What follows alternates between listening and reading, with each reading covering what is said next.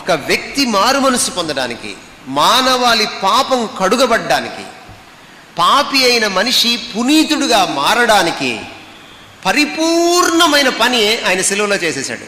That's all. నీ జోబులో ఉన్న పెన్ను ఒక కారణంతో పుట్టింది, ఈ పోడియము ఒక కారణంతో పుట్టింది, ఆ ఫ్యాను ఒక కారణంతో పుట్టింది. కానీ ఇవన్నీ మానవ సృష్టి. మనం ఎలా పుట్టాం? మనం దైవ సృష్టి. వెళ్ళి మా అబ్బాయిని స్పెషల్గా పుట్టించావు, వీడు ఏమైతే బాగుంటుంది, వీళ్ళలో ఏం ఉంచావు నాకు కొంచెం చెప్పు, వీడి కెరీర్ విషయంలో నాకు కొంచెం గైడెన్స్ ఇవ్వు అని ఎప్పుడైనా అడిగిన పాపని పోయావా? అందుకనే వాళ్ళు చైనాలో చేరితే చైతన్య నారాయణలో, మనం కూడా చైనాలోనే చేరుతాం. ఎంతకాలం జీవించాడు ఆయన? 33.5 సంవత్సరాలు జీవించాడు. ఎంతకాలం సేవ చేశాడు? 3.5 సంవత్సరాలు సేవ చేశాడు.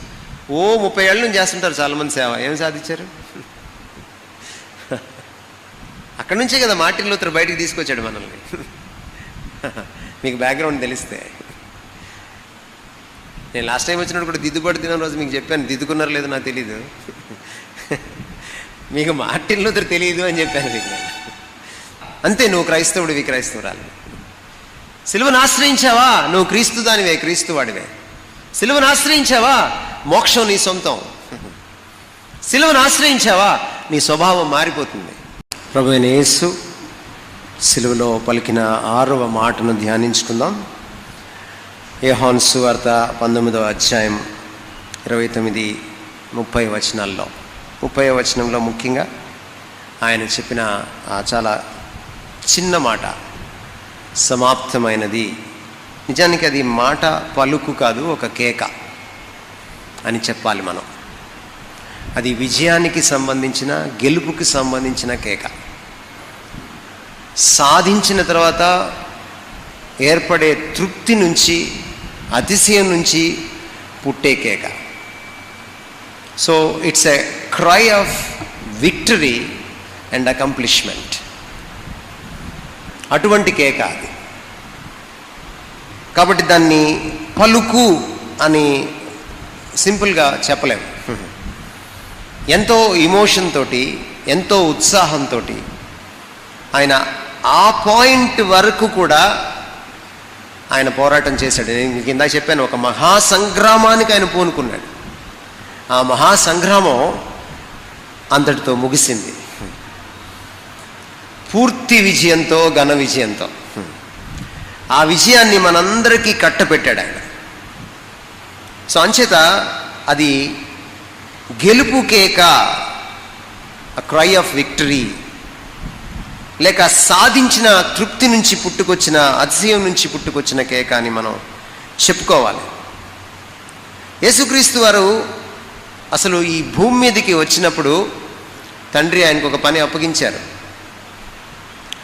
ఆయన బెత్లెహేమ్ నుంచి గొల్గొతా వరకు ఆ పని మీదే ఉన్నాడు.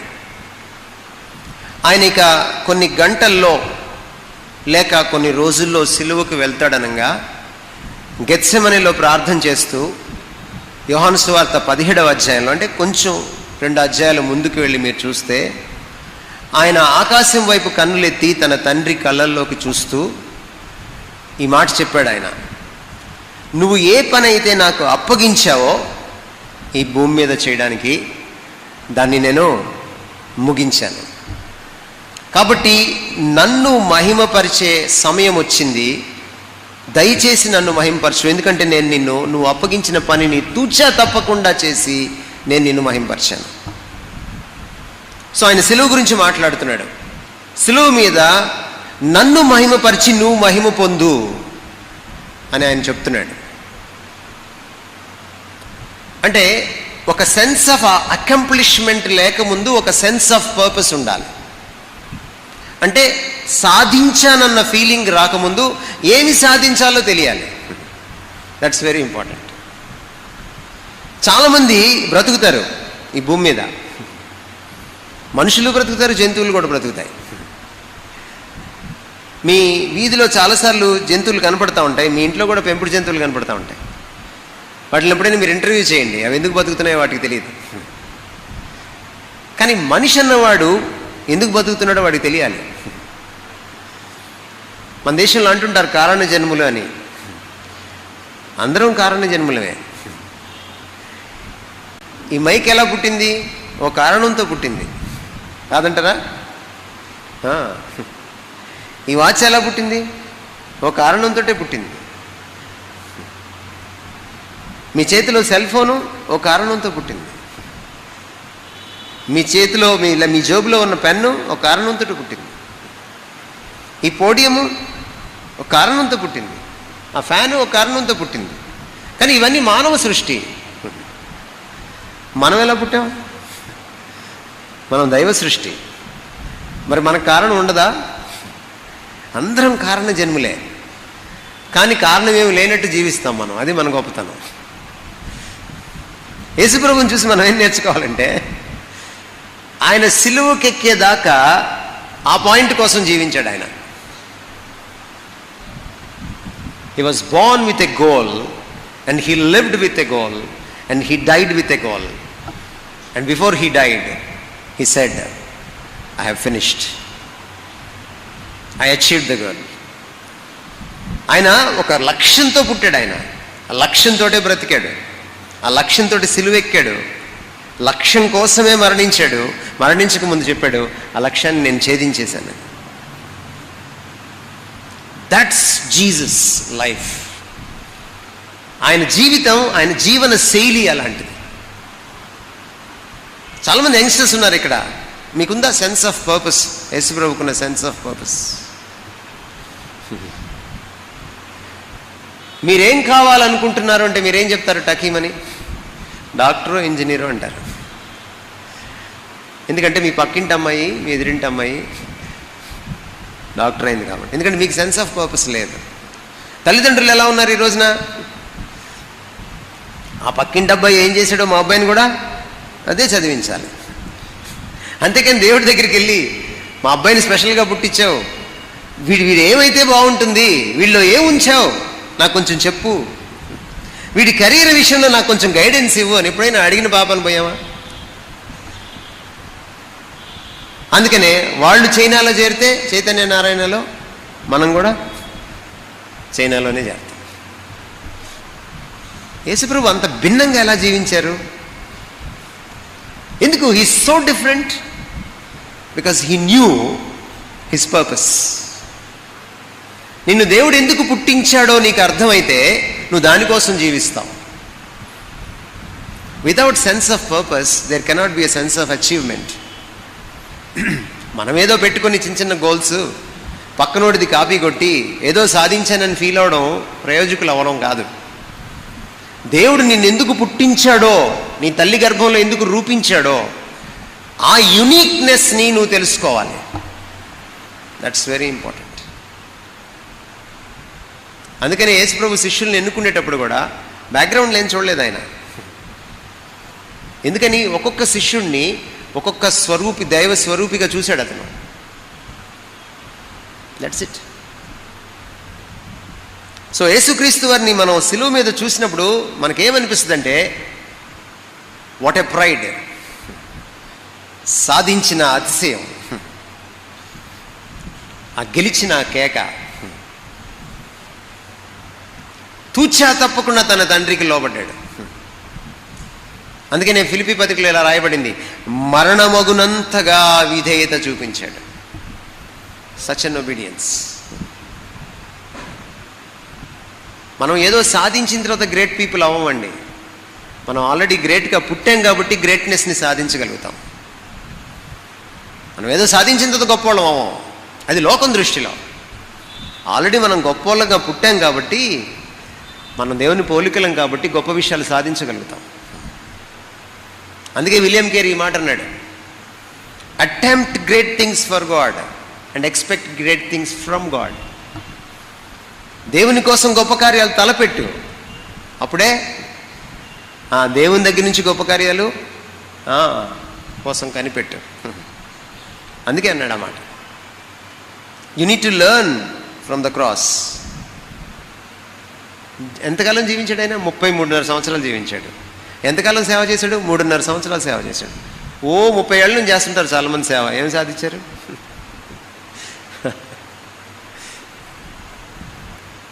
మీరు బహుశా కొంతమంది 50 సంవత్సరాల నుంచి వస్తూనే ఉంటారు చర్చికి. ఏం సాధించారు? ప్రశ్నే కదా,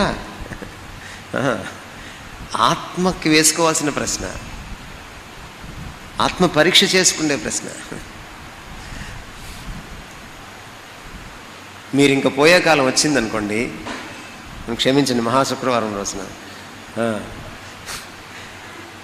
ప్రభు సన్నిధికి వెళ్ళి ఆయన కళ్ళల్లోకి చూసి నువ్వు చెప్పిన పని పూర్తి చేశాను అని ఆ సెన్స్ ఆఫ్ సాటిస్ఫాక్షన్ తోటి ధైర్యంగా, కాన్ఫిడెంట్గా ఆయన కళ్ళల్లోకి చూసి చెప్పగలరా? ఈ భూమి మీద ఎందుకు పెట్టావో ఆ పని పూర్తి చేసేసాను, సమాప్తమైంది. ఆ ఒక్క మాటలో ఎంత సెన్స్ ఆఫ్ పర్పస్, ఎంత సెన్స్ ఆఫ్ అకంప్లిష్మెంట్. యేసు ప్రభు వారి మాటని మనం చూస్తే ఒక లోతైన థియలాజికల్ ఇష్యూ ఏంటంటే, ఆయన సిలువ మీద చేసిన మహాకార్యం, it is a finished work. అది పరిపూర్ణమైన బలియాగం. అంటే ఇంకా ఆ బలియాగానికి నువ్వు బాప్తిస్మాన్ని కానీ, సున్నతిని కానీ, మరొకదాన్ని కానీ కలపలేవు. దాని విలువను తగ్గించలేవు, పెంచలేవు. ఒక వ్యక్తి మారు మనసు పొందడానికి, మానవాళి పాపం కడుగబడ్డానికి, పాపి అయిన మనిషి పునీతుడుగా మారడానికి పరిపూర్ణమైన పని ఆయన సిలువలో చేసేసాడు. That's all. చాలాసార్లు మీరు బయట చూస్తూ ఉంటారు, పాపం పోవాలంటే ఏదో ఒక మూట సమర్పించుకోవాలి. అక్కడి నుంచే కదా మార్టిన్ లూథర్ బయటికి తీసుకొచ్చాడు మనల్ని. మీకు బ్యాక్గ్రౌండ్ తెలిస్తే, నేను లాస్ట్ టైం వచ్చినప్పుడు కూడా దిద్దుబాటు దినం రోజు మీకు చెప్పాను, దిద్దుకున్నారో లేదో నాకు తెలీదు. మీకు మార్టిన్ లూథర్ తెలియదు అని చెప్పాను మీకు. ఈ మధ్యలో ఏమైనా ఆయన జీవిత చరిత్ర చదివారు లేదో నాకు అనుమానం. పాపాలలో పోవు. ఇది ఉచితంగా ఇచ్చేసాడు ఆయన.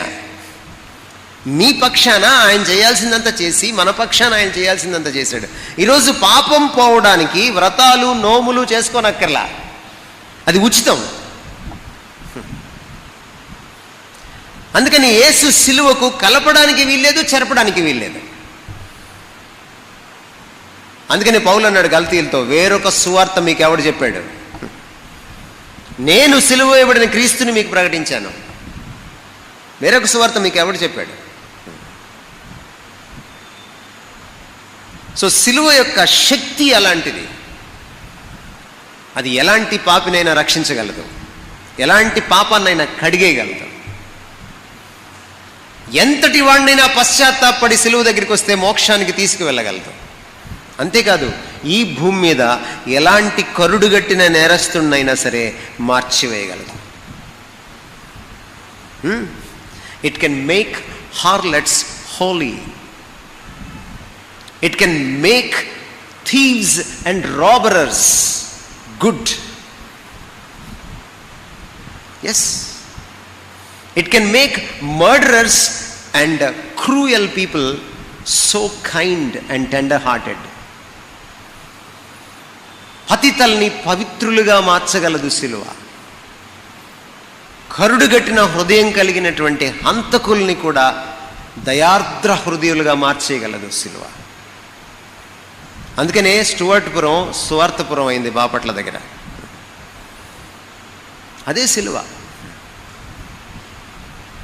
Because it is the finished work of Christ. సమాప్తమైంది, ఇంకా దానికి ఏమీ కలపాల్సిన పని లేదు. సిలువను ఆశ్రయించావా, అంతే, నువ్వు క్రైస్తవుడివి, క్రైస్తవురాలి.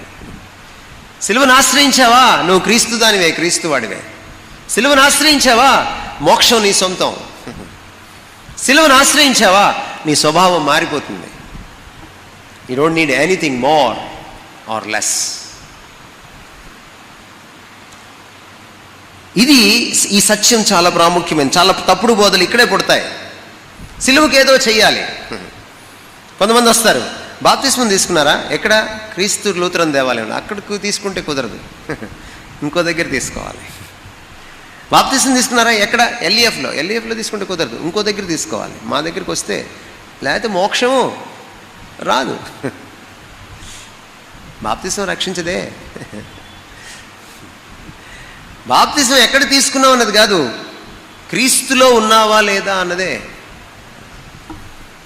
That's very important.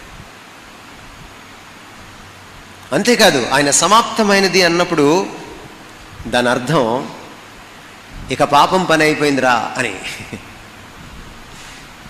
అందుకని రోమాపత్రిక 6వ అధ్యాయం 6వ వచనంలో ఏముందంటే, ఆయన సిలువలో చనిపోయినప్పుడు పాపాన్ని చంపేశాడు, దాని శక్తిని చంపేశాడు, దాని బలాన్ని త్రుంచేశాడు. నీ ప్రాచీన స్వభావం అనగా పాప స్వభావమును ఆయన సిలువకు కొట్టేశాడు. ఇప్పుడు అది చచ్చిన స్వభావం, అది కేవలం శవం. అందుకని 7వ అధ్యాయంలో ఈ శవం నుంచి నన్ను ఎవడు రక్షిస్తాడు అని పౌలు ఆక్రోశించాడు. పాప స్వభావం ఒక విశ్వాసి జీవితంలో ఈ రోజున ఒక శవంతో సమానం. Because he killed the power of sin. There ends the matter as far as the power of sin is concern. It is finished. మనం అప్పుడు చెప్పుకుంటూ ఉంటాం, వాడిని ఫినిష్ చేసేరా అండి అంటే అర్థం ఏంటి? తీసేయమని, చంపేయమని. ఆయన ఫినిష్ చేసేసాడు. దేన్ని? పాపపు బలాన్ని సిలువలో. అందుకనే అంటాడు 14వ వచనంలో, ఇంకొంచెం వచనాలు 4 వచనాలు అవతల తర్వాత అదే అధ్యాయంలో రోమాపత్రిక 6:14 పౌలు అంటాడు, పాపం ఇక మీదట మీ మీద ప్రభుత్వం చేయదు, మీరు కావాలని దానికి లోబడితే తప్ప. అవిశ్వాసి తప్పక పాపం చేస్తాడు, విశ్వాసి కావాలని పాపం చేస్తాడు. అవిశ్వాసి పాపంలో దూకుతాడు ఇష్టంగా, విశ్వాసి పాపంలో పడతాడు. అవిశ్వాసి పాపంలో దూకిన తర్వాత పందిపిల్లలా ఎంజాయ్ చేస్తాడు, విశ్వాసి పాపంలో పడిపోతే పొరపాటున గొర్రెపిల్లలాగా అరుస్తాడు బయటికి తీయమని. It's a difference. It is finished. ఈరోజు మనం అన్నా పాపం నన్ను జయించేస్తుంది అనక్కర్లా, నువ్వు సిలువ దగ్గరికి రావాలి, ఏ సిలువ వేయబడిన క్రీస్తు దగ్గర శక్తి పొందాలి. ఎందుకంటే ఆయన పాపాన్ని దున్నువాడేశాడు సిలువ పైన. ఆయన సమాప్తమైంది అన్నప్పుడు అదొకటి మాత్రమే అర్థం కాదు, ఆయన పాపాన్ని ఒక్కదాన్ని ఫినిష్ చేయాల, ఆయన మరణాన్ని కూడా ఫినిష్ చేసేసాడు. మీరు ఇందాక చదివిన వాక్య భాగం మత్తయి సువార్త 27వ అధ్యాయం 50వ వచనం నుంచి చదివితే మీకు కనపడే ఒక ఆశ్చర్యకరమైన విషయం ఏంటంటే, చాలామంది అపోహల్ని తొలగించేటువంటి సన్నివేశం అక్కడ కనపడుతుంది మీకు. ఎప్పుడైతే సిలువలో ఆయన కేక వేశాడో మరుక్షణం సమాధుల బండలు బద్దలయ్యాయి, పరిశుద్ధులు లేచారు. ఆయన పునరుద్ధానంలో మరణాన్ని జయించలా, ఆయన సిలువలోనే మరణాన్ని జయించాడు. అందుకనే ఆ కేక సమాప్తమైనది అన్నది అది పలుకు కాదు, కేక అది గెలుపు కేక. పాపం పైన, మరణం పైన. ఇందాక మీకు నేను గుర్తు చేశాను, హెబ్రీ పత్రిక 2వ అధ్యాయం 13వ వచనంలో, మరణము యొక్క దాసత్వం నుంచి, దాని భయం అనేటువంటి దాసత్వం నుంచి, అపవాది మనల్ని బ్లాక్మెయిల్ చేస్తుంటే అందులోంచి విడిపించడానికి ఆయన ఏం చేశాడట, అందులోకి ప్రవేశించాడు. So when Christ died, death died. When Christ died, sin died. When Christ died, my old life died. Yesu ప్రభు చనిపోయినప్పుడు పాపం చనిపోయింది, మరణం చనిపోయింది, నా పాత జీవితం చనిపోయింది. That's it. అందుకని అది గెలుపు కేక. అందుకని ఈరోజు విశ్వాసి పాపానికి భయపడాల్సిన పని లేదు, లోబడాల్సిన పని లేదు, మరణానికి భయపడాల్సిన పని లేదు. అందుకే మీరు మరణ భయంతో కొన్ని చేస్తుంటారు చూడండి, పాలు పొంగించడాలు, ఇది వంటగదిలో కొత్తింట్లో ఆ దీపం చూసి రావడాలు, కాళ్ళు కడుక్కోవడాలు, నిద్రలు చేయడాలు. అక్కర్లేదు అని చెప్తున్నాను అన్నమాట. మంచి రోజు చూసి పెళ్లి చేసుకోనక్కర్లేదు, మంగళవారం కూడా చేసుకోవచ్చు. శ్రమల దినాల్లో కూడా చేసుకోవచ్చు. బై ద వే, భయపడాల్సిన పని లేదు. మనం ముగించుకుందాం. యేసుక్రీస్తు వారు ఇట్ ఈస్ ఫినిష్డ్, సమాప్తమైంది అన్నప్పుడు పాపం ఒకటే ఫినిష్ అవ్వలేదు, మరణం ఒకటే ఫినిష్ అవ్వలేదు, అపవాది పని కూడా ఫినిష్ అయిపోయింది. He is finished. కొలస్సీ పత్రిక 2వ అధ్యాయము 15వ వచనం మీరు చదివితే వాణ్ణి నిరాయుధుడిగా చేశాడు. వాణ్ణి నిరాయుధుడిగా చేశాడు. వాణ్ణి సంకెళ్ళేసి పట్టి తెచ్చి విజయోత్సవముతో పట్టి తెచ్చాడంట. బాహాటముగా వేడుకకు కనపరచెను. ఒకవేళ నర్సాపూర్లో సిలువ వేసి ఉంటే యేసుప్రభుని, సిలువలో ఏం జరిగిందంటే వాడికి, వాడి ఫ్రెండ్స్కి, వాడి అనుచరులకి, వాడి స్క్వాడ్రన్ లీడర్స్కి, వాడి మేజర్ జనరల్స్కి, వాడి లెఫ్టినెంట్స్కి, వాడి క్యాప్టెన్స్ అందరినీ పట్టుకొని నిరాయుధులుగా చేసి కోరలు పీకేసి వాళ్ళని ఊరేగింపు చేశాడనమాట. మా చిన్నప్పుడు ఈవ్ టీజర్స్ని, అప్పుడు ఇంత టెక్నాలజీ లేదు, ఈవ్ టీజర్స్ని చాలా గమ్మత్తుగా శిక్షించేవాళ్ళు పోలీసులు. అంటే ఒక వీధి గుండా వెళ్తుంటే అమ్మాయిల్ని ఏడిపించే ఒక మోక ఉండేది. కొంతమంది ఆకతాయిలు ఉండేవాళ్ళు. వాళ్ళకి బుద్ధి చెప్పడానికి పోలీసులు ఏం చేసేవాళ్ళంటే, ఇప్పుడు అది చట్ట ప్రకారం నేరం, అప్పుడు అంత నేరం కాదు. అందుకని వాళ్ళ పరివర్తన తేవడానికి పోలీసులు ఏం చేసేవాళ్ళంటే, వాళ్ళు ఏ వీధుల్లో ఏ రోడ్డు మీద అమ్మాయిలను ఎక్కువ ఏడిపిస్తూ ఉంటారో ఆ రోడ్డు మీదే వాళ్ళని బట్టలు ఓడదీసేసి ఊరికే ఒక నిక్కర్ లాంటిది వేసి మెడలో నేను అడ్డగాడిది నేను రాయించి ఒక బోర్డు పెట్టి ఒక ఖాళీ కిరసనాయిల డబ్బా, ఇప్పుడు కిరసనాయిల డబ్బాలు లేవులే, అప్పుడు ఉండే, ఒక ఖాళీ కిరసనాయిల డబ్బా ఇచ్చి ఒక పొల్లిచ్చి వాడు కొట్టుకుంటూ రావాలి రోడ్డు మీద, ముఖ్యంగా అమ్మాయిలు కనపడినప్పుడల్లా. అదే చేశాడు యేసుప్రభు అపవాదికి. పూర్వం రాజులు వెళ్ళి ఇంకో రాజుని గెలిచినప్పుడు ఆ ఓడిపోయిన రాజు రాజ్యంలో ఓడిపోయిన రాజుని ఊరేగించేవాళ్ళు రథం మీద సంకెళ్ళేసి. అపవాది రాజ్యంలోకి వెళ్ళి వాడిని గెలిచి వాడిని ఊరేగిస్తున్నాడు అనమాట ఆయన. మీ చర్చిలో ఎవరైనా అమావాస్య ప్రార్థనలు చేసేవాళ్ళు ఉన్నారా? లేదా అక్కడికి వెళ్ళేవాళ్ళు ఉన్నారా పాస్టర్ గారికి చెప్పకుండా? కొంతమందిని ఇంటికి పిలిపించుకొని చెంబులో నీళ్ళిచ్చి మంత్రించిన జలంతో ప్రార్థనలు చేయించుకునే వాళ్ళు ఉన్నారా? కొంతమంది స్పెషలిస్టులు వస్తారు, మేము దయ్యాలను వెళ్ళగొడతామని. అసలు వాళ్ళే దయ్యాలే. Take care of the specialist. మీకు ఆల్రెడీ విజయం ఇచ్చేసాడు దయ్యం పైన. మహాశుక్రవారం రోజు ఈ మహాసత్యం నీకు అర్థమైపోతే మనం మహాదౌర్భాగ్యం అని అర్థం. మనకు భయం లేదు అపవాదంటే ఈ రోజున. Celebrate the victory. ఏడవకండి, మహాశుక్రవారం రోజున ఏడవకండి, సెలబ్రేట్ ద విక్టరీ. అందుకనే పౌలు రోమాపత్రిక 8వ అధ్యాయంలో ఏమన్నాడంటే, మీరు గెలిచిన వాళ్ళకంటే గొప్పోళ్ళు అన్నాడు, మీరు అత్యధిక విజయం పొందిన వాళ్ళు అన్నాడు. You are greater than the conquerors. ఎందుకంటే ఇదంతా, ఈ పోరాటం అంతా మనం చేయలా, ఆయన చేశాడు, ఆయన గెలిచాడు. ఆ గెలుపును ఆ సిలువలో మన సొంతం చేశాడు. ఎవరైతే సిలువ దగ్గరికి పరిగెట్టుకుంటూ వస్తారో ఈ గెలుపు వాళ్ళ సొంతం. పాపం మీద గెలుపు, మరణం మీద గెలుపు, అపవాది మీద గెలుపు మన సొంతం. దేవుడి వాక్యాన్ని దీవించును గాక.